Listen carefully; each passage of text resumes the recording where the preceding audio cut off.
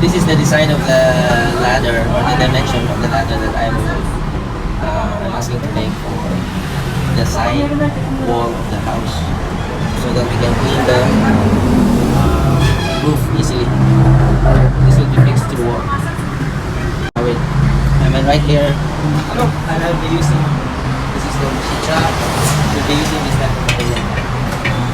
1.5 is the width. So that when you step on it, hindi ka mangalay. It will be comfortable for you when you step on it. So this is now the ladder, 3 ladders for the wall so that we can easily climb up to remove the leaves that will be on the roof.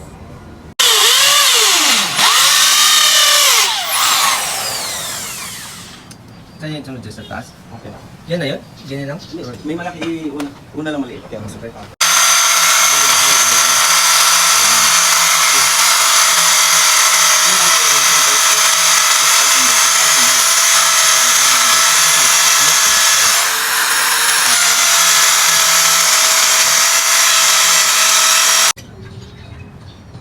Expansion hole. Just made it good. See, good job. 1, 2, 3, 4, 6.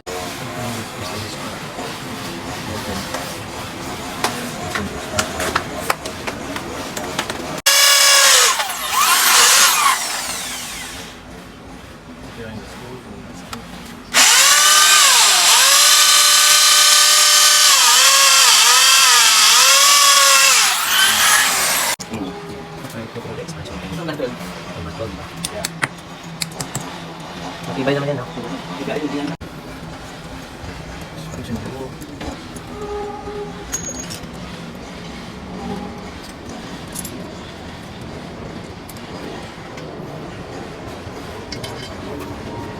Hindi ba parang tabing dyan kasi ano?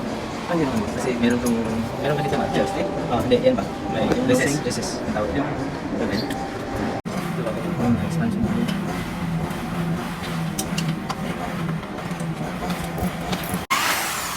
Oh, that's the third bolt. Here to here. Okay, expansion bolt. Yung sa taas, hindi pa no? Yung isang piraso na lang. Maganda pala kami. Ang tawag na wedge din dyan. Wedge, no? Socket wedge. Socket wedge.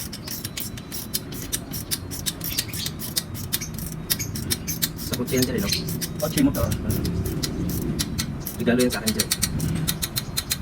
Ito na mahid na kotse, mga board. Okay. Pero dito hindi siya balance dyan kasi mayroong recess doon yan. May nosing? Oo. Balance pa rin. Okay na? Matibay pa rin. Oo, sa matibay na dito. Hindi ka siya balance. Oo nga, hindi na balance. Okay lang. O bakit na siya? Magigigit ang ano.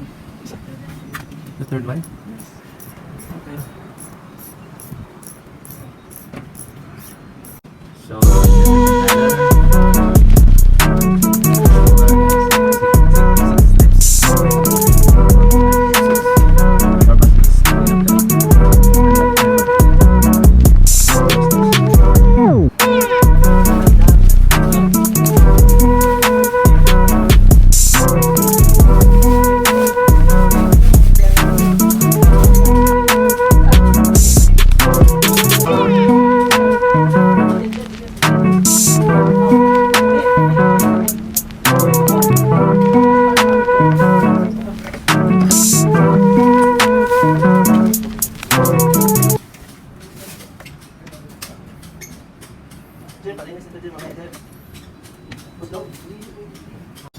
that's the third ladder. That is difficult. Okay, that's it. That's it.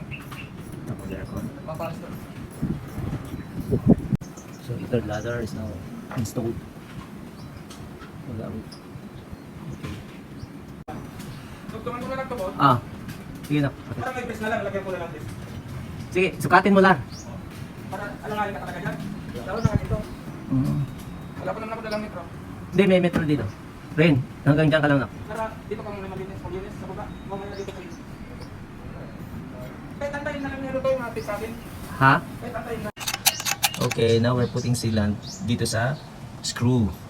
We put sealant on the screw and the purpose is to avoid the water to seep in to prevent rust.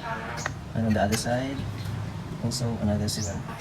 Okay, this is the first ladder, and this will serve this roof here to clean up the leaves or any kind of mess. This is the second ladder. Yeah, pangalawang hagdan para dito sa roof for this roof. And the third one is that one.